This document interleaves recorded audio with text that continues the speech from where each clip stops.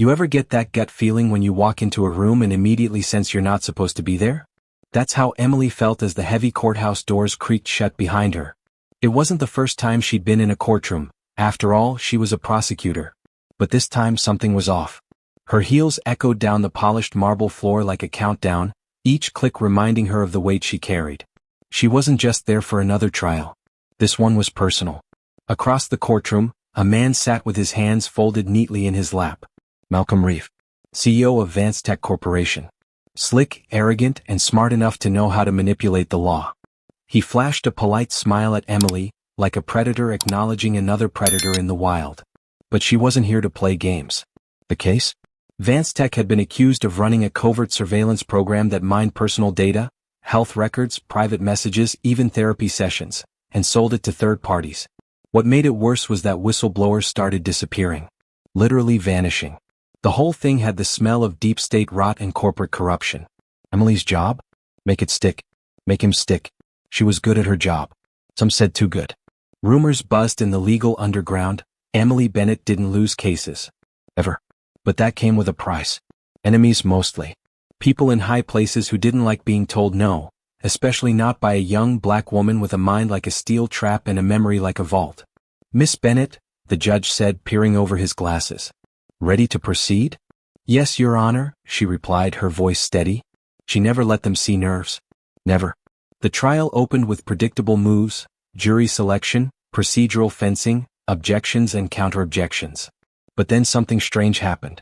The defense introduced a motion to dismiss based on conflict of interest. Emily blinked. That wasn't just a curveball, it was a sledgehammer. Your Honor, the defense attorney purred. Miss Bennett's father is a senior consultant for the Department of Homeland Security, and Vance Tech has several standing government contracts. There exists a clear conflict. Emily stood so fast her chair scraped. That's a reach and you know it. The judge didn't look at her. He was looking at something the bailiff had just handed him, a sealed envelope. His eyes scanned the paper inside and then his entire posture changed. He leaned back slowly, folding the document, his face unreadable. Miss Bennett, he said, approach the bench. She did, heat crawling up her spine. She could feel every eye on her. This was submitted anonymously, he said quietly, tapping the envelope. But it alleges that you are not here in good faith. Emily's heart dropped. Your Honor, if I may. You may not, he cut her off. I'm placing you on temporary suspension from this case pending review. Bailiff, escort Miss Bennett from the courtroom. That did it. She didn't argue. She didn't cry. She just turned around, walked out, and reached into her pocket for her phone. Her fingers shook as she scrolled to a contact she hadn't called in months. That. One ring. Two. He picked up. They're pulling me off the Vance Tech case. They say you're the conflict. Pause. Where are you? His voice sharpened. Outside the courtroom. Stay there. Don't talk to anyone. I'm coming. Click. And just like that, everything changed. Emily stood by the granite steps of the courthouse, wind catching the hem of her coat as she tried to look calm. People passed without noticing her, but inside she was a storm barely bottled. She replayed the judge's words in her head, not here in good faith. That wasn't just an insult. It was a career-ending statement. And all based on some anonymous envelope? No. This wasn't normal. This was a setup. 15 minutes later, a matte black SUV pulled up to the curb. No license plate on the front. The back windows were tinted blacker than midnight. The driver got out first, clean-cut, no smile, and opened the door. And then he stepped out. William Bennett didn't look like a bureaucrat. Tall, broad-shouldered, with a rigid spine and steel-gray eyes, he looked like he belonged behind a war table, not a desk. He moved with military precision and that unmistakable aura, the kind that made people shut up and make space without knowing why. He didn't hug Emily. Didn't need to. You okay? He asked. She nodded. I think they're trying to take me down, Dad. His eyes scanned the surrounding rooftops before landing on her. No. They're trying to take me down. And they're using you to do it. She froze. Wait, what? You said you were a consultant. I am, he said. Just not the kind you thought. She stared at him. Then what kind are you? He opened the SUV door. The kind that doesn't talk about it on the sidewalk. Get in. They drove in silence for a while, weaving through DC traffic, the hum of the engine the only sound between them. Finally they pulled into a private garage beneath a federal building she didn't recognize. No signs, no flag, nothing. Inside was a secure elevator that scanned their retinas before descending underground. When the doors opened, it was like walking into a different world. Banks of monitors lined the walls. Men and women in suits worked quietly at terminals. The air buzzed with tension. A digital clock on the wall ticked down from 00:27:43. Emily didn't know what it meant, but it didn't look like it was counting toward anything good. Her father led her into a small conference room and locked the door. "Sit," he said. She did. For once, she didn't argue. "You were never supposed to take that case," he said. "I tried to keep your name off the list. They overrode me. Wanted to use you." "Use me how?" "Vance Tech is more than a tech company. It's a private intelligence contractor. They're embedded in everything: communications, infrastructure, defense. But lately they've been playing a dangerous game. Bypassing oversight. Building their own systems." She leaned in. "Like the surveillance programs." He nodded. "We've been investigating them off the record. Quietly. But someone high up tipped them off. And they decided to go on offense." "By sabotaging my case?" "No," he said grimly. "By framing you for espionage." The room seemed to tilt. "What?" "They planted evidence in your apartment. Encrypted files. Schematics. Internal memos from the DoD. A full terabyte. They'll say you were leaking information to rival contractors. And because you're the prosecutor, it'll look like you were trying to bury Vance Tech before they exposed you." Emily's mouth went dry. "That's why they filed the motion. They needed the judge to question your credibility. Step 1. Step 2, they release a leak to the press. Step 3, arrest you before you can defend yourself." She stood up. "Then we go to the press first." He shook his head. "That won't work. They own half the outlets. And the other half won't touch a federal case without clearance." She stared at him. "So what do we do?" William Bennett walked to the wall, pulled a key from his pocket and opened a hidden panel. Behind it was a metal briefcase. He set it on the table and clicked it open. Inside were files. Real ones. Photos. Names. Logs. And a USB drive in a foam cutout. "This," he said, "is what they don't want anyone to see. It's not just surveillance. Vance Tech has been running a black market data funnel. Selling information to foreign governments. Personal data of U.S. citizens. Court judges. Senators. Even the president's daughter." Emily's pulse jumped. "Then why not just go public?"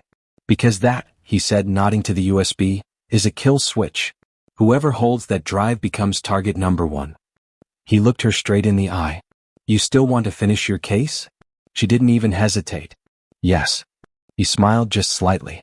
"Then we play it their way. We let them think you're scared. That you're backing down. Meanwhile, we get you inside." Emily frowned. "Inside what?" "The heart of Vance Tech." She swallowed. "How?" He paused. "By making them think you're ready to cut a deal." Her jaw dropped. "You want me to pretend to flip sides?" "It's the only way to get access to their system. And that drive," he said, pointing to the USB, "needs to be uploaded from inside their secure server room. Nothing else can break the encryption." Emily closed her eyes for a second. When she opened them, they were filled with fire. "Then let's do it." William nodded. "We start tonight." That night, Emily sat in her tiny apartment with the lights off, staring at a single flickering candle. Her mind raced while the city outside pulsed like a living organism. Honking horns, neon signs, sirens in the distance. She wasn't just taking a risk. She was becoming the bait in a trap so intricate that even one misstep could ruin everything. Not just her career, not just her freedom, but lives. Her father's. Hers. Still, she didn't hesitate when her burner phone buzzed once. A text from her father. "Go. They're watching." She deleted the message immediately and stood, straightening her coat like it was armor. When she left her building, she didn't look back. Didn't need to. The meetup spot was a penthouse in DuPont Circle. Clean, sleek, polished glass and steel. Too expensive for anyone to ask questions. Vance Tech's DC Executive Suite. She passed through 3 separate checkpoints, each one guarded by serious-looking men in suits who didn't speak. No names. No eye contact. Just scanned her and let her pass like she was some package being tracked. The elevator doors opened to reveal him. Malcolm Reeve. Same tailored suit, same smug expression like he already knew she'd come crawling. "Miss Bennett," he said, voice smooth like oiled velvet. "Didn't expect to see you so soon." And without a subpoena. She stepped in without responding. The doors closed. "You've made quite the stir," he continued, pressing the top floor button. Your suspension. That unfortunate conflict of interest. Seems justice isn't always blind, is it? She turned to him slowly. You made a mistake pulling me off the case. He raised an eyebrow. Did I? She didn't blink. Because now I have nothing to lose. He smiled, amused. Then let's talk business. The top floor was something out of a Bond film, floor-to-ceiling glass walls, a whiskey bar, imported artwork, and a panoramic view of the Capitol glowing like fireflies under moonlight. But it was also cold. Artificial. The kind of place that whispered power but screamed secrets. They sat in facing chairs, separated by a polished marble table. He poured her a drink without asking. You know why you're here, he said. You're smart. Smarter than most in your position. Which is why I believe we can come to a mutually beneficial arrangement. Emily stared at the amber liquid. Didn't touch it. You want me to drop everything. I want you to win, he corrected. But on the right side. And which side is that? The side that understands how the world really works. She leaned back. You're offering me a job? I'm offering you a future. One where your skills aren't wasted on petty trials and media circuses. One where you write the rules instead of enforcing someone else's. Emily didn't blink. And in return? He smiled again, but this time it didn't reach his eyes. You tell the court you discovered the prosecution's evidence was compromised. A technicality. No one's fault. Just unfortunate. The case folds. The noise dies. And you come out clean, maybe even promoted. She looked down at her untouched glass. Her fingers tightened on the rim. I'd need assurances, she said quietly. If I do this, I want it. I want to see everything. No secrets. Malcolm tilted his head. Why? Because if I'm going to cross the line, she said, meeting his gaze, I want to know exactly what's on the other side. There was a pause. Then, with a nod that felt almost ceremonial, he stood and walked to a cabinet behind the bar. From it, he removed a slim black folder, no markings, no label, and placed it in front of her. Your onboarding begins now. Her heart thudded. Inside the folder were access codes. Names. Flight logs. A thumb drive. This gives you temporary clearance to our Northern Virginia facility, he said. Level 3 access. That's where our more sensitive infrastructure is managed. If you're serious, you'll go there tomorrow. No. You'll be met by our CTO, Jackson Choi. He'll handle your induction personally. Emily nodded. And after that? If you still want in, we talk again. But once you're in, there's no getting out. He said it like a promise, not a threat. She stood. Then I'll see you tomorrow? As the elevator carried her down, she clutched the folder like it was a live grenade. She didn't speak. Didn't breathe until she was back in her car. Only then did she open her phone, carefully disable the GPS, and plug in the pre-programmed USB that had been hidden in her jacket lining. It sent a single signal. She's in. 30 minutes later, she was sitting in a parking lot across from a rundown diner. Her father slid into the passenger seat without knocking. You made contact? She nodded, still staring straight ahead. He thinks I'm ready to flip. And the drive. He gave me a dummy. Some breadcrumbs, probably just to test me. But he's giving me access to their main facility tomorrow. William leaned back, exhaling slowly. That's faster than I thought.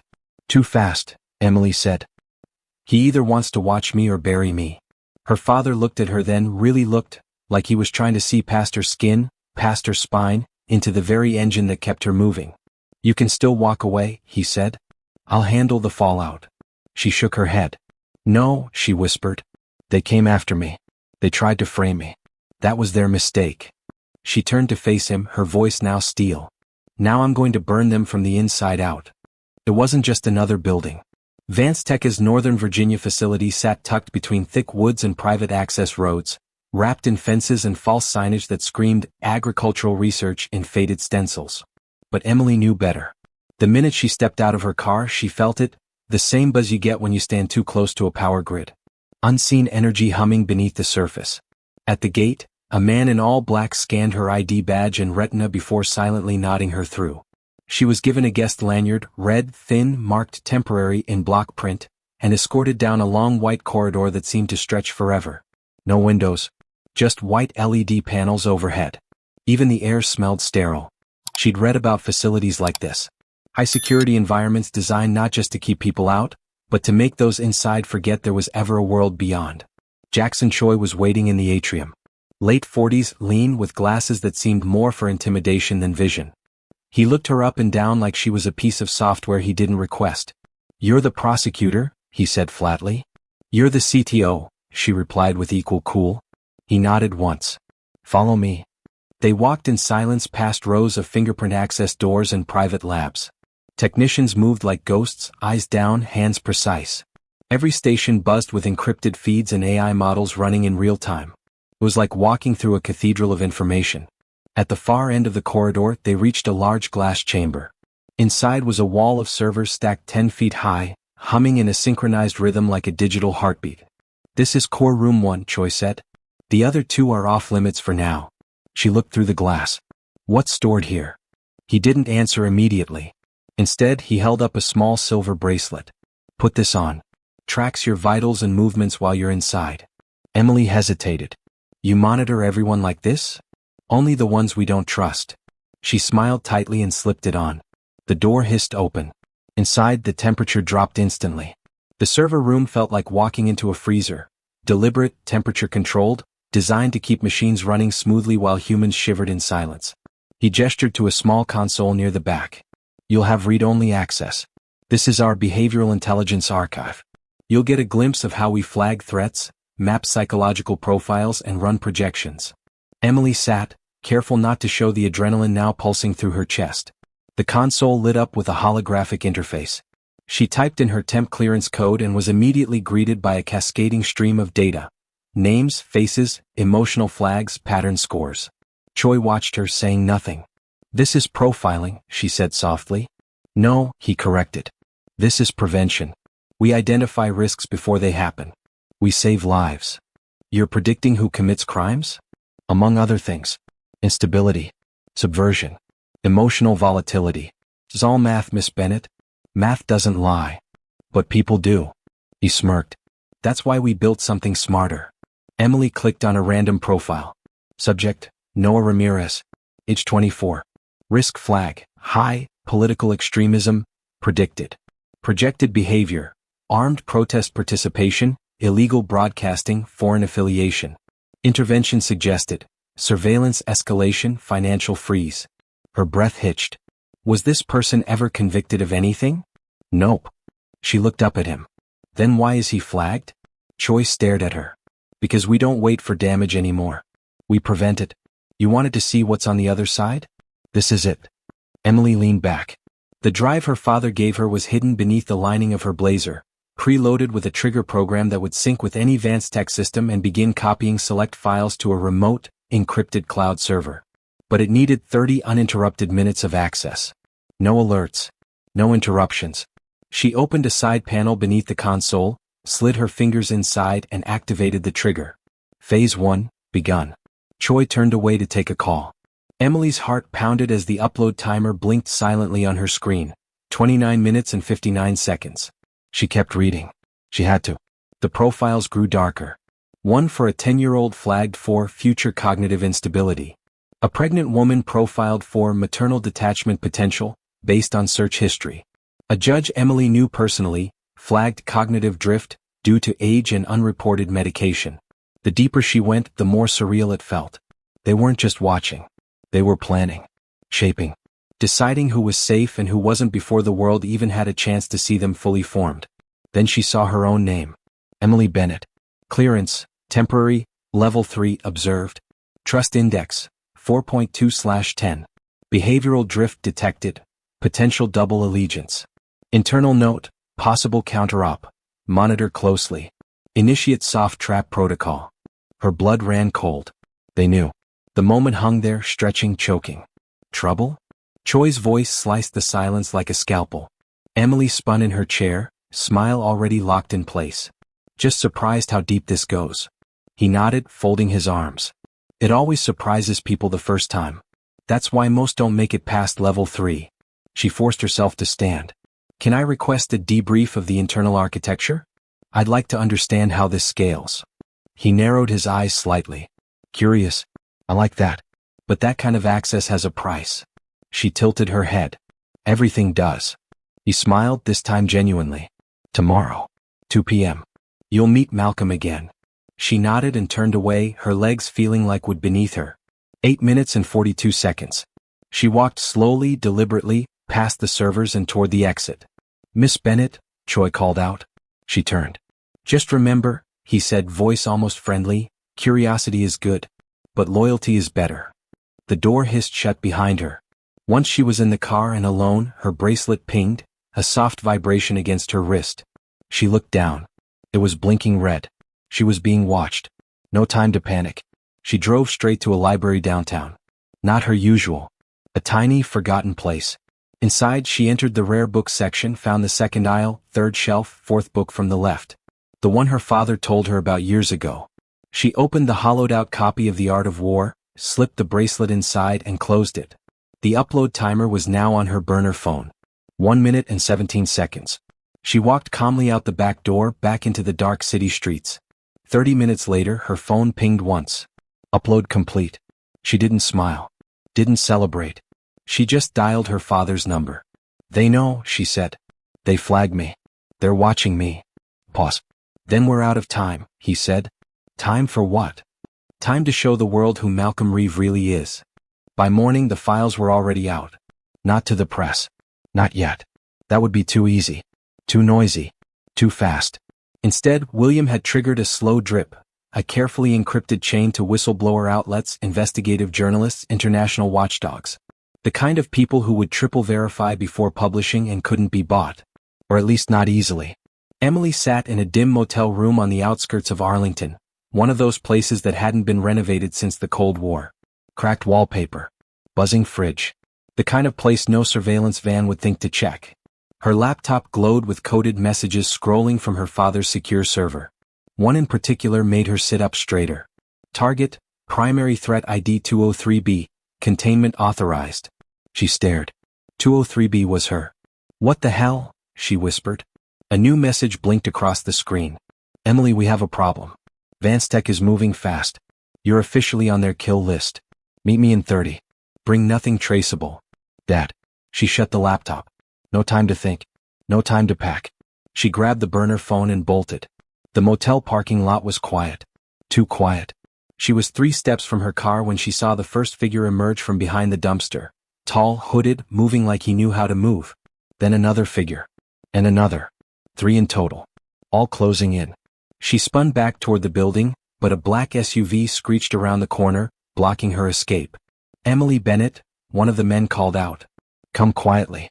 No one has to get hurt." She didn't respond. Her mind raced. Then the back door of the SUV flung open. And William Bennett stepped out. The men turned, caught off guard just long enough. "Down," he barked. Emily hit the ground as the air cracked with the unmistakable pop-pop-pop of suppressed gunfire. William dropped 2 of the men before they could blink. The third ran, until a stun round dropped him like a rag doll. Silence returned as quickly as the violence came. William helped her up, scanning the area like a hawk. They weren't Vanstech security. They were from Prosecutor. Emily blinked. "What's Prosecutor?" "Vanstech is Black Arm. Off the books mercs. No fingerprints. No rules. If they're out here, that means Malcolm's going full rogue. He's not protecting the company anymore. He's protecting himself." They jumped into his car, engine already running. "What do we do?" Emily asked, breath short. "We force his hand," William said. "You want to bring him down? You need to hit him where it hurts most." "His money?" "Worse," William said. "His access." They drove through a maze of back roads until they reached an unmarked facility. Small. Remote. A former NSA relay site now decommissioned, or so the records claimed. Inside, a small team of specialists waited, 3 of them. All off-grid. All ghosts. "This is my shadow cell," William said. "We built it for operations that were too sensitive for any agency to claim. Today it's your war room." The 3 specialists nodded as Emily entered. A woman with cropped hair introduced herself first. "Call me Zoya. Cyber warfare." Next, a man in a mechanic's jumpsuit. Max surveillance, jamming, infiltration. And finally, the youngest of the group, maybe 21 at most. Luca. Ex-Vanstech engineer. "I built half the systems they're using against you." Emily exhaled slowly. "Okay. What's the plan?" Zoya pulled up a digital blueprint. "Vanstech's East Coast Command Hub.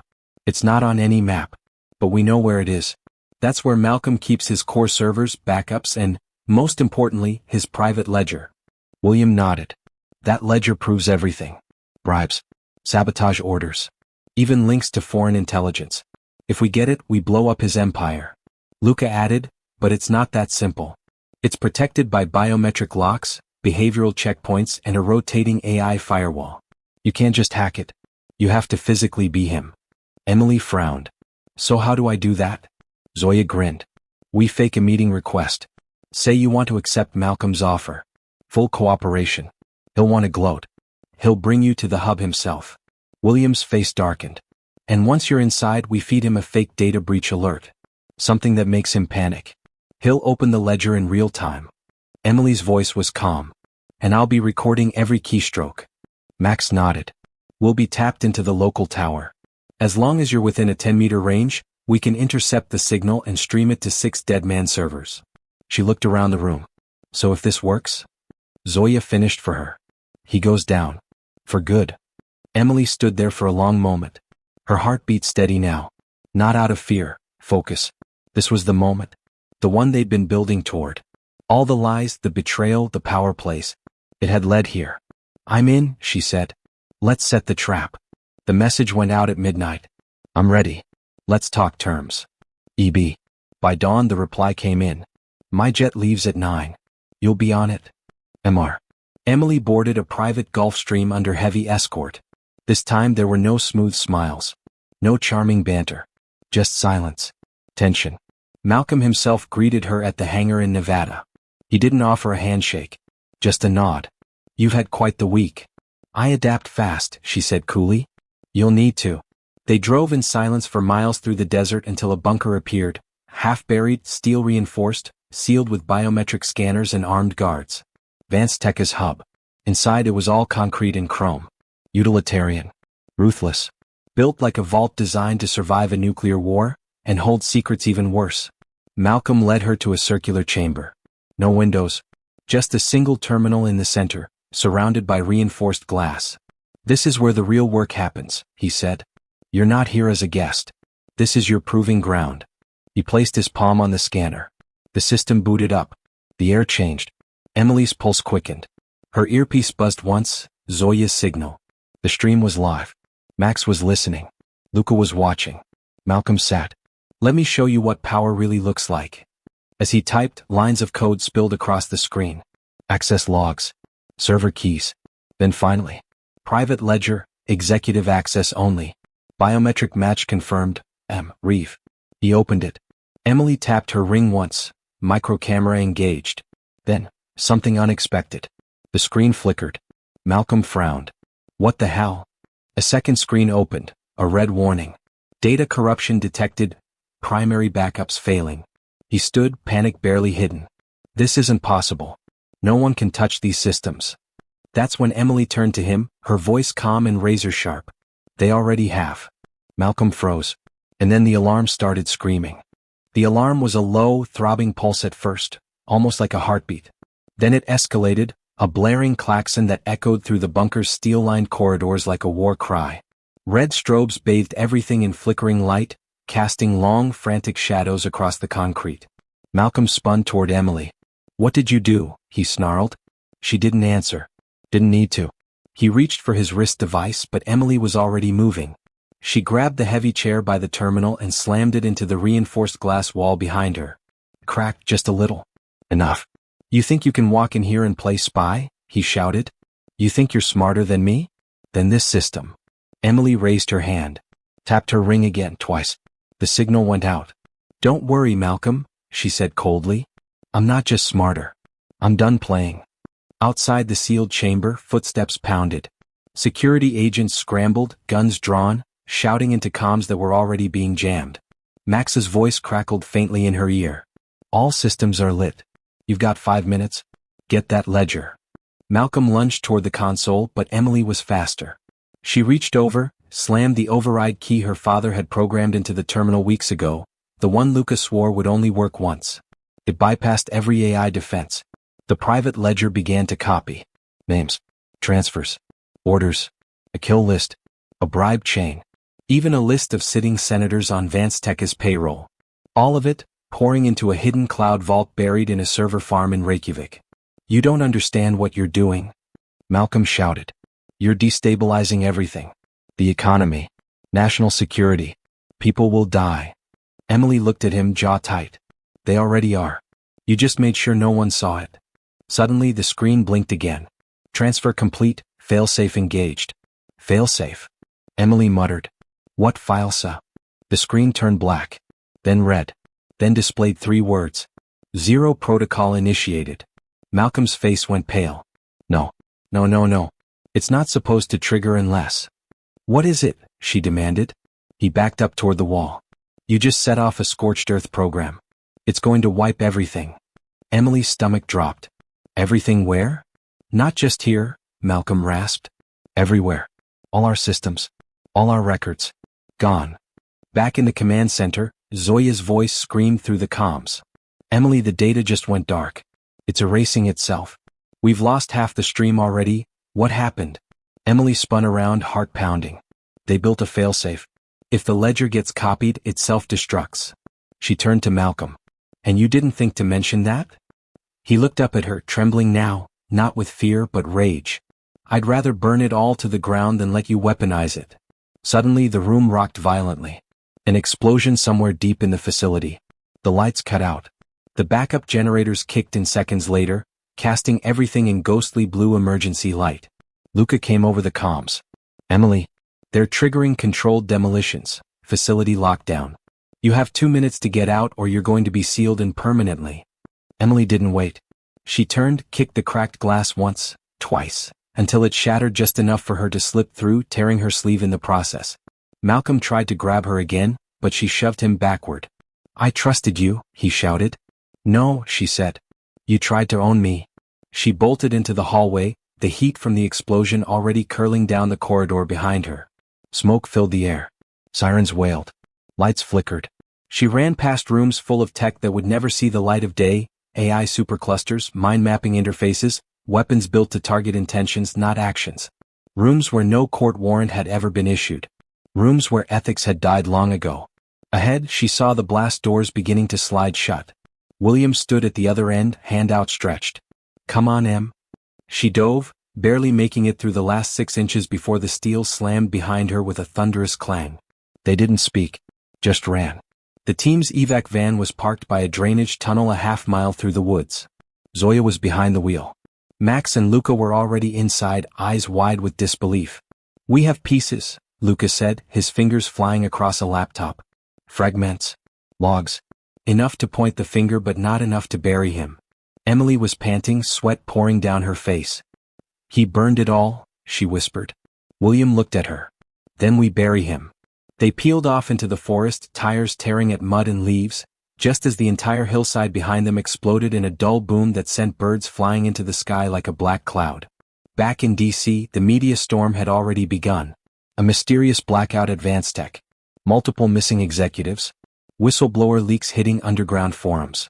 Cryptic documents appearing in international newsrooms. It wasn't a full detonation, but it was a spark. The kind that starts fires. Emily sat at a kitchen table in a safe house, scrubbing soot from her hands while Zoya downloaded what was left of the ledger onto a physical drive. Luca looked up. If we don't move fast, he'll vanish. Change his identity. Start over. Emily stood. Then we don't give him the chance. William raised an eyebrow. You thinking what I think you're thinking? She nodded. He wanted to erase everything. So let's give him something he can't erase. She held up a flash drive. We're going public. Zoya frowned. You do that, you'll be hunted. This isn't just a scandal. This is an act of war. Emily didn't flinch. Good. Then they'll see what war feels like. They chose a live stream. Not a press conference. Not a leak to a trusted outlet. Not some carefully crafted op-ed with polished phrases and a stock photo. No, this had to be raw. Immediate. Unfiltered. A punch to the face, not a whisper in the ear. Emily sat in front of the camera, hair still damp from the safe house shower, a plain gray hoodie clinging to her frame. No makeup. No legal team. Just her. Max set up the encrypted stream, Zoya monitored the IP hops, and Luca stood by with a kill switch in case someone tried to trace it in real time. William watched silently, arms crossed. He hadn't said a word since they decided to go public. Ready? Max asked. Emily didn't blink. Do it. And then the feed went live. Hello, she began, her voice calm but tight. My name is Emily Bennett. I am a federal prosecutor formerly assigned to the case against Vanstech Corporation. What I'm about to show you may change everything you think you know about national security, privacy, and the people who claim to protect both. She paused, looked directly into the lens. This isn't about politics. It's not about left or right.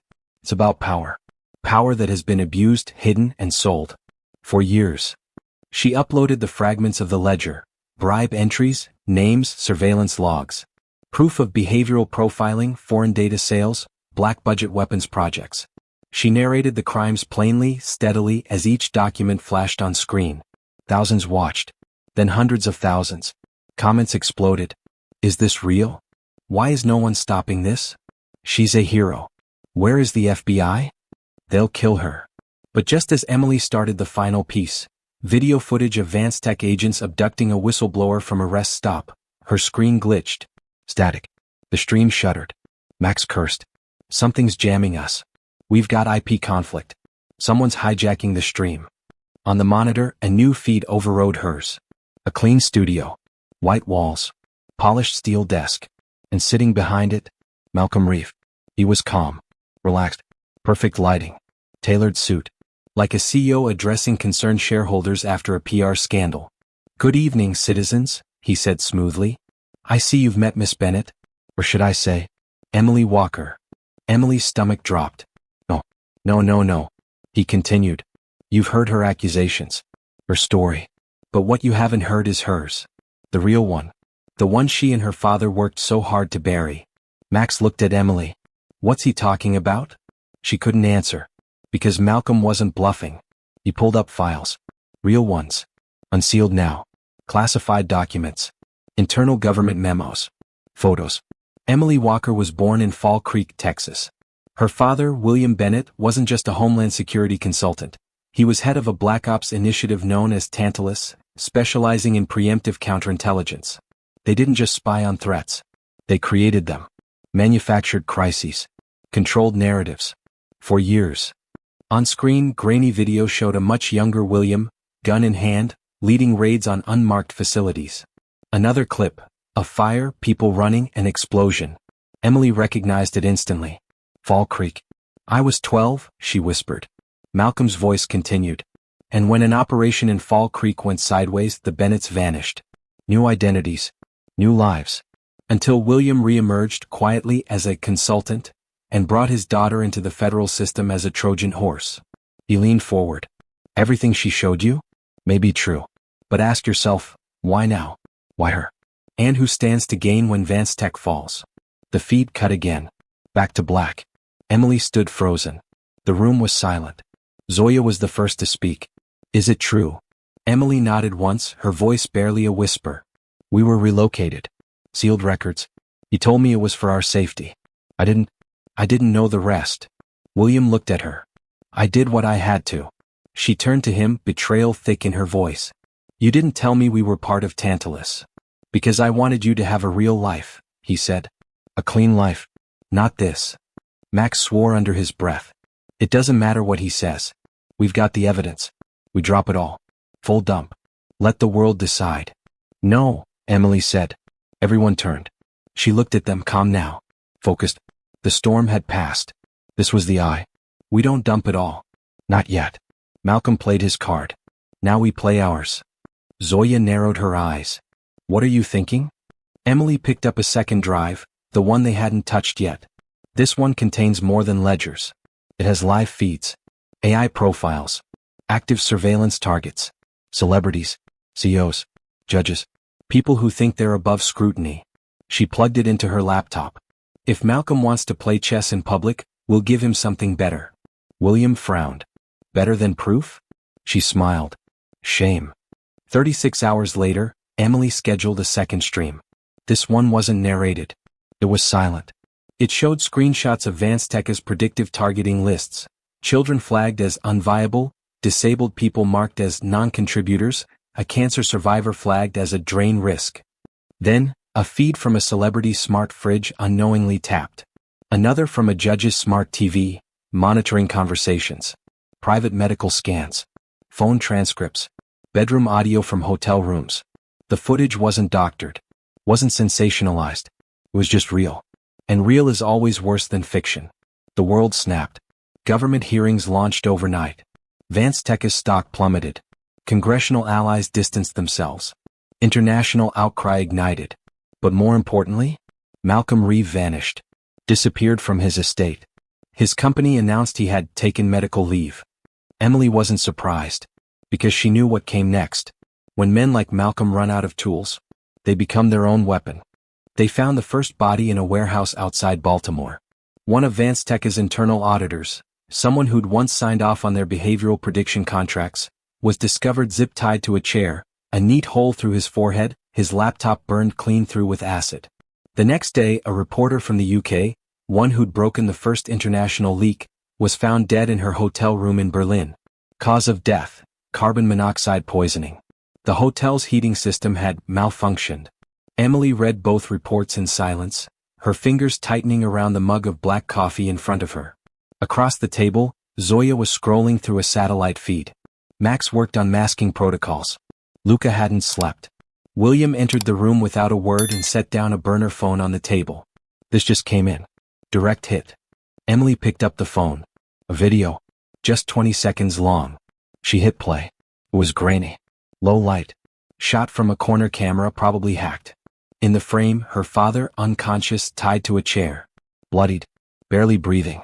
A voice, altered but familiar, filtered through the speakers. You wanted a war, Emily.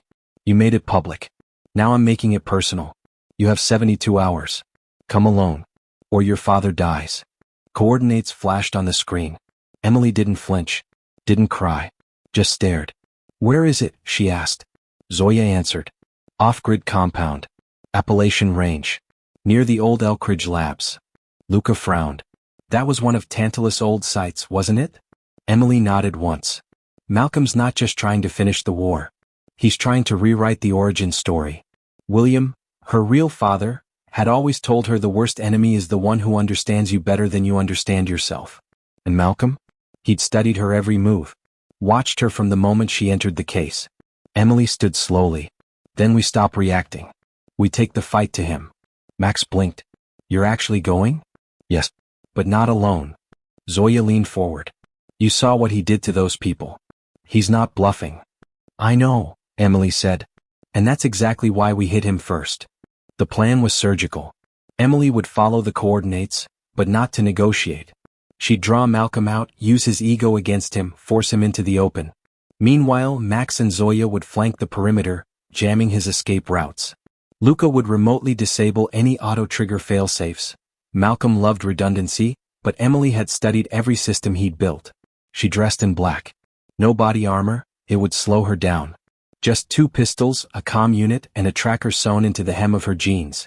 Her ring cam stayed on, transmitting everything live to an encrypted drive the size of a thumbnail. She looked at Zoya as they loaded into the transport van. If I don't come out. Zoya cut her off. You're coming out. The compound was straight out of a dystopian war novel.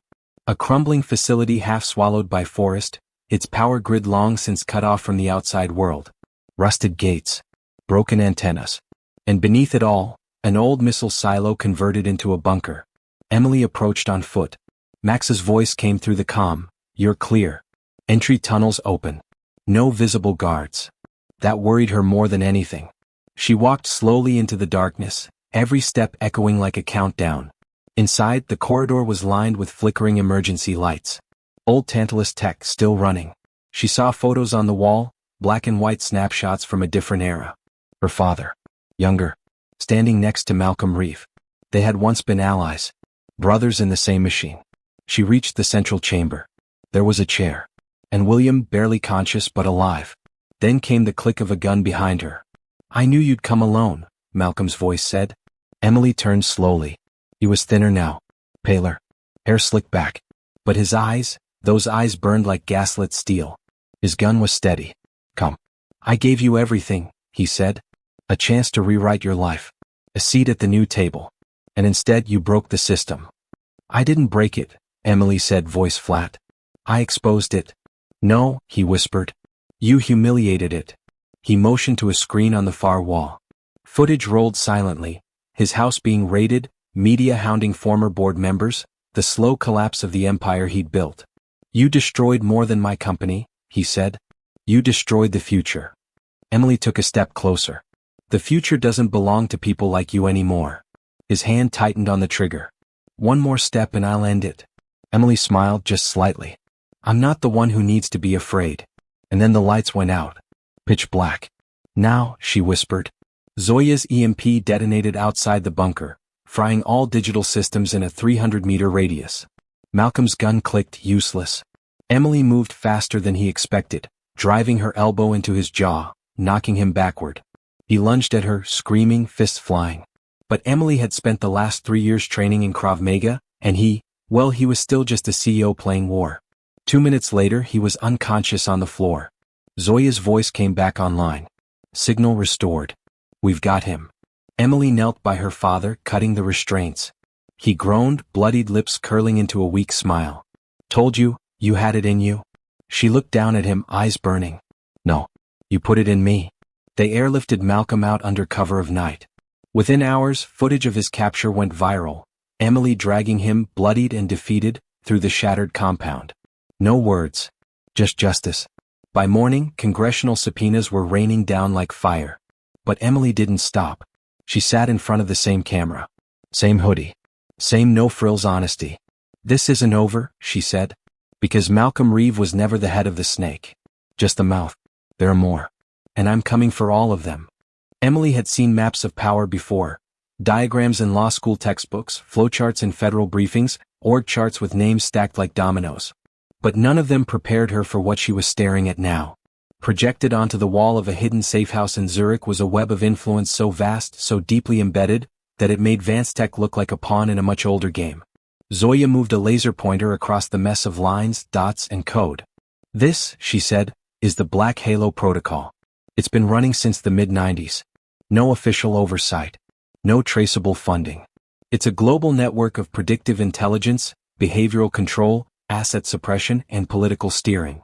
Emily squinted. "So it's not just a surveillance system?" "No," Luca answered from behind his terminal. "It's a behavioral weather machine. They use it to predict not just individuals but cultural shifts, uprisings, market crashes, revolutions. They don't just predict, they guide them." Emily crossed her arms. "And who are they?" Zoya clicked a button. The names appeared. Old names. Some known, political dynasties, hedge fund founders, media moguls. But others? Quiet. Unassuming.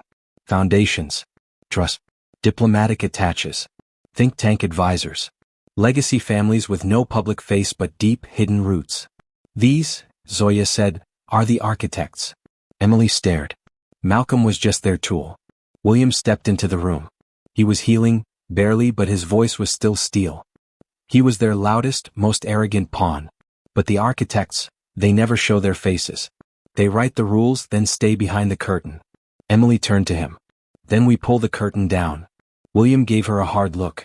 "You don't understand him. These people don't just own companies. They own governments, policies, wars. The moment you go after them publicly, it won't just be assassins and hackers. It'll be entire agencies, foreign and domestic, trying to erase you." Emily nodded slowly. "Then I won't go after them publicly." Luca looked up. "What do you mean?" She turned back to the map. "We don't take down the system from the outside. We infect it from within." The plan was dangerous. Insane even, but brilliant. Instead of blasting more evidence to the public, Emily decided to target the root. The core node of the Black Halo Protocol, the hidden server cluster buried in an offshore facility in the middle of the Indian Ocean, disguised as a multinational fisheries research station. Zoya tracked the signal. Luca reverse-engineered their behavioral code. Max assembled the transport logistics. And William, he went dark. Off-grid. He didn't say where he was going or what he was doing. He just said, "You'll know when it's time." They reached the facility aboard a chartered cargo vessel under forged documents. No weapons. Just specialized laptops, wireless transmitters, and a briefcase carrying something Emily had never used before. A virus. But not the digital kind. This one was cognitive. Built by Luca, refined by Zoya, a living AI memoplex designed to mirror the behavior of the Black Halo system. It would appear benign. Helpful even. It would integrate itself over time and slowly corrupt the algorithm from within. Not by deleting data, but by polluting it. Make every prediction unreliable. Every target false. Every decision flawed. Once it's in, Luca warned, we can't pull it back. It'll evolve. And we won't be able to control where it spreads. Emily stared at the glowing drive in her palm. Good, she said. Let it go viral. The facility was eerie. Silent halls. Scientists who didn't speak. Cameras on every corner. It wasn't a lab, it was a cathedral of calculation. Everything inside that place was designed to quantify the human soul and sell it to the highest bidder. They reached the server room after bypassing 4 security levels. Zoya plugged in the virus. The screen blinked. Mimetic integration, 5%. Max watched the hallway. We've got 10 minutes tops. If they see us in here. Then the alarms went off. They didn't wait. They ran. Down metal staircases, past uniformed guards who shouted in a language none of them understood. They ducked into a storage wing, and just when it seemed like they'd be cornered, William appeared. He was dressed like one of the guards. Had a clearance badge. He raised a hand, barked an order, and the others let them pass without question. Once they were in the hull of the ship, engines already roaring beneath their feet, he finally turned to Emily. You did it. She nodded. Now what? He handed her a new phone. Now you wait. The virus spread faster than they predicted. Within days, the behavioral predictions began failing. Elections were called wrong. Protests erupted where calm had been forecast. Currency markets crashed despite confidence models. Governments responded, but too late and always in the wrong way. The system was no longer forecasting reality. It was creating chaos. But that chaos had a shape. A pattern. Because Emily had embedded something else inside the virus. A signature. One phrase repeated across every corrupted stream in dozens of languages. Truth is not a prediction. The world began to ask questions. Who was behind it? Where had the system failed? And then one by one the architects began to vanish. Some retired suddenly. Others were accident victims. A few simply disappeared. But Emily knew better. They weren't being taken down by governments. They were being eaten by the very system they had created. The final message came on a quiet morning in Portugal. Emily was sitting on a terrace watching the sunrise when her phone pinged. It was a message from a private satellite relay. Phase 3 complete. Core destabilized. Project Halo terminated. No name. No signature. Just coordinates. She tapped them into her tablet. A small cottage in Iceland. She smiled. William's way of saying goodbye. Or maybe, his way of saying the war was finally over. There's a kind of silence that follows a storm. Not peace. Not relief. Just absence. Like the world is waiting to see what you'll do next. Emily felt that silence everywhere now. In the hush of the Portuguese cliffs where the ocean kissed the land. In the quiet corners of the safe houses she no longer needed. In the pauses between the messages she didn't respond to, offers, interviews, contracts, even book deals. They all wanted the same thing, a story. But Emily had already given the world her story. What she wanted now was something else. She stood barefoot on the stone floor of a coastal monastery that had been converted into a retreat.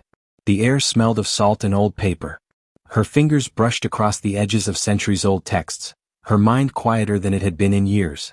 Then she heard the sound. Footsteps. Measured. Confident. Not the kind of walk that belonged to a stranger. She turned. And there he was. Not Malcolm. Not William. Not anyone from her past. He was in his 30s. Clean suit. Wire-framed glasses. The kind of man who looked like he belonged behind a desk with secrets and 10-digit codes. But his presence, it was deliberate. Calculated. He didn't offer a name. Just stepped into the light and said, "You broke the machine." Emily didn't flinch. "Good." He nodded. "You were never supposed to get that far. You understand that, right? I wasn't supposed to survive either. And yet, here I am." A faint smile touched the man's lips. "And now?" "What now?" she asked back. He walked slowly toward a worn wooden bench, sat and looked up at her. "We're offering you a seat." Emily tilted her head. "A seat at what?" "The new table," he said simply. "Not one built on prediction. Or surveillance. Or threat mitigation. But on control. Subtler. Smarter. The world needs guidance. Balance. You could help shape it." She stared. "You're trying to recruit me." "No," he said. "I'm offering you authorship." Emily laughed once. Cold. Tired? I just tore the old system down. And you think I want to build a new one? His eyes didn't waver. Of course you do. You just don't want it to look like the last one. Silence stretched between them. And in that moment she thought of everything she'd seen, the violated privacy, the manufactured wars, the hollow excuses. The lives ruined in the name of order. The people labeled, tagged, deleted like files. She thought of her father, disappearing again into the fog. She thought of Malcolm, chained in a black site no one would ever acknowledge. She thought of herself. Emily Bennett. Emily Walker. Prosecutor. Daughter. Ghost. And finally she answered. I don't want a seat at your table. The man blinked. Then what do you want? She stepped closer. Looked him dead in the eye. I want to burn the table down before someone else builds on top of its ashes. For the first time he looked unsettled. And then she smiled, soft but dangerous. Tell whoever sent you this, I'm not a piece. I'm not a player. I'm the rule you forgot to write. She turned and walked away. Didn't run. Didn't look back. Because she knew what he represented. And more importantly, she knew he knew who she was now. And what she could become. 3 weeks later, Emily sat under a low-hanging fig tree in Santorini. Her hair was longer. Her face softer. She wore no makeup, no armor, no disguise. Just a linen shirt and a pen in her hand. She opened a blank notebook. At the top of the page she wrote, Project Echo, a new design. But below that she didn't write code. She wrote values. Principles. Rules not for control, but for resilience. Systems that centered on transparency, on dignity, on redemption. Not surveillance, sovereignty. Across the table, a little girl watched her curiously, swinging her legs. Are you a writer? The girl asked. Emily smiled gently. Not yet. The girl tilted her head. What are you writing? Emily thought for a moment. Then said softly. Something that doesn't exist yet. But should. In an underground boardroom half a world away, the man with the glasses reported back. She refused the offer. A woman sitting at the head of the table, face obscured by shadows, nodded once. Then we watch her. She's no longer a threat? He shook his head. She's something worse. What? He turned to her. A symbol.